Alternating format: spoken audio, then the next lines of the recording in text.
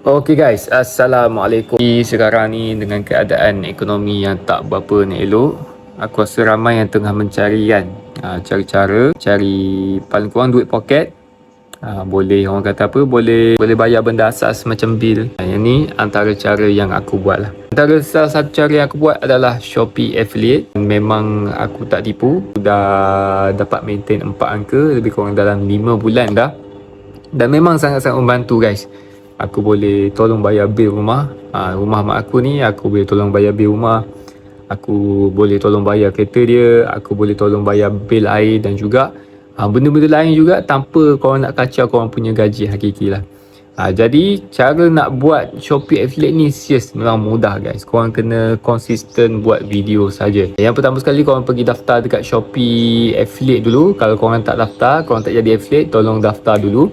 Lepas korang daftar tu, barulah korang boleh menghasilkan konten. Dan video pun memang straightforward, tak payah buat panjang-panjang guys. Buat biasa-biasa. Macam aku, serius aku cakap video aku memang tak menarik langsung. Tapi tengok, video yang tak menarik pun sebenarnya boleh convert tau.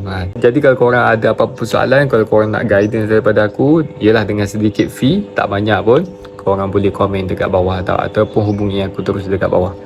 Jadi ni antara side hustle yang korang boleh buat kalau korang jenis yang suka main telefon. 24 jam telefon dekat tangan. Macam aku jenis yang memang suka main telefon. Yang ni antara yang korang boleh buat tau. Kalau korang tak buat lagi, serius korang kena daftar sekarang guys.